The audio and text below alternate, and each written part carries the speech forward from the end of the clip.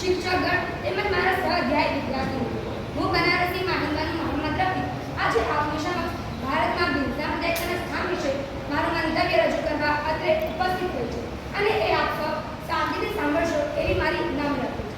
जहाँ डाल डाल पर सोने की चिड़िया करती है बसेरा, वो भारत देश है मेरा, वो भारत देश है मेरा। એ જ ભારત દેશ જે બિનસાંપ્રદાયિક દેશ છે। તમને ખબર છે બિનસાંપ્રદાયિકતા એટલે શું?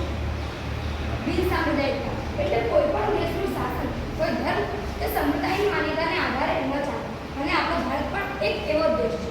ઈસવીસન 1979ના 42મા બંધારણની સુધારણા આમુખમાં બિનસાંપ્રદાયિક શબ્દ ઉમેરવામાં આવ્યો। ભારત સરકાર કોઈ ધર્મ કે પંથને વરેલ નથી। રાષ્ટ્ર બધા ધર્મોને સમાન ગણે છે। રાષ્ટ્રના નજરમાં ધર્મને કારણે કોઈ ઊંચું કે કોઈ નીચું નથી। ભારત સરકારે દરેક નાગરિકને પોતાની પસંદનો ધર્મ પાળવાની છૂટ આપે છે। ભારત સરકાર એ ધાર્મિક બાબતોમાં નિષ્પક્ષ અને તટસ્થ છે।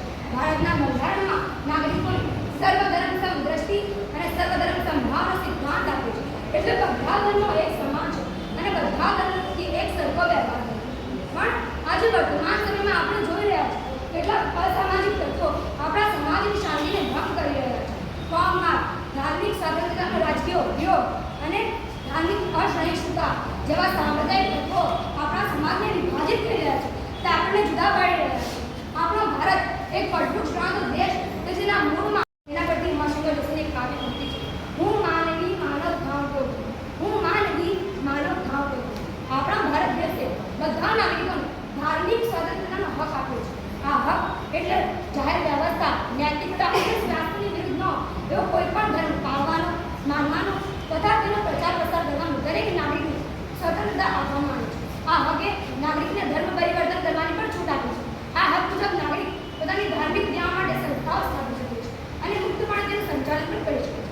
ભારત કે જે દરેક ક્ષેત્રમાં બધા નાગરિકોને સમાન અધિકારો આપે છે, એ બિનસાંપ્રદાયિક ભારતના નાગરિકોને જાહેર નોકરીઓ તેમજ રાજકીય અધિકારો ભોગવવાની સમાન તક આપવામાં આવે।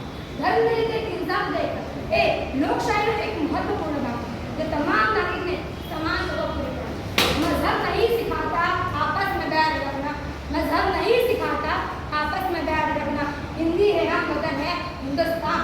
આપણો ભારત દેશ કે જેમાં હિન્દુ, મુસ્લિમ, શીખ, ઈસાઈ, બૌદ્ધ, પારસી, જૈન વગેરે ધર્મ પાળતા લોકો સાથે રહે છે। ધર્મ એ શ્રદ્ધા અને આસ્થાનું છે। મોટે ભાગે માનવ કોઈને કોઈ ધર્મ કે સંપ્રદાયમાં માનતો જ હોય છે અને આપણો ભારત પણ એક એવો દેશ છે જ્યાં વિવિધ ધર્મ પાળતા લોકો સાથે રહે છે। પરંતુ સમસ્યા ત્યાં ઊભી થાય છે જ્યાં કોઈ પણ ધર્મ કે સંપ્રદાયના લોકો અન્ય ધર્મની તુલનામાં પોતાના ધર્મને શ્રેષ્ઠ દર્શાવવાનો પ્રયાસ કરે અને પોતાના ધાર્મિક રીતને વધુ મહત્વ આપે, ત્યારે તે દરેક નાગરિકને વ્યક્તિગત રીતે નહીં પરંતુ સાંપ્રદાયિક રીતે જોઈએ છે અને આવી વિચારધારા સમાજને વિભાજન કરે છે। જો સાંપ્રદાયિક તત્વો દૂર થાય તો જ આપણો દેશ આગળ વધી શકે છે અને વિકસિત દેશ બની શકે છે। સાંપ્રદાયિકતા દૂર કરવાનું અસરકારક કાર્ય શિક્ષણ જ કરી શકે છે।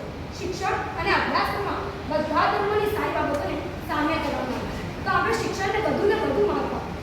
क्या मंदिर की घंटी क्या मस्जिद की आजान, क्या मंदिर की घंटी क्या मस्जिद की आजान, सबका मजहब एक है एक है सबके साथ। छोड़ो धर्म पर लड़ाई छोड़ो झूठी शान, छोड़ो धर्म पर लड़ाई छोड़ो झूठी शान, सबका मजहब एक है सबके साथ। અંતે હું એટલું જ કહેવા માંગુ છું કે યુવાનોમાં સાંપ્રદાયિકતાને બદલે બિનસાંપ્રદાયિકતા અને વૈજ્ઞાનિક દ્રષ્ટિકોણ વિકસે તેવા પ્રયત્નો સામાજિક ક્ષેત્રે થવા જોઈએ। ધર્મ, જ્ઞાતિ, ભાષા, પ્રાંતથી ઉપર રાષ્ટ્રહિત અને રાષ્ટ્ર ગૌરવ છે તેવી સમજ લોકોને એક આંતરે બાંધે છે અને તે રાષ્ટ્રવાદ અને રાષ્ટ્રીય એકતાને પોષે પણ છે। તો ચાલો આજથી આપણે એક એવા ભારતનું નિર્માણ કરીએ જ્યાં દરેક નાગરિક ધર્મ, જાતિ કે વર્ગના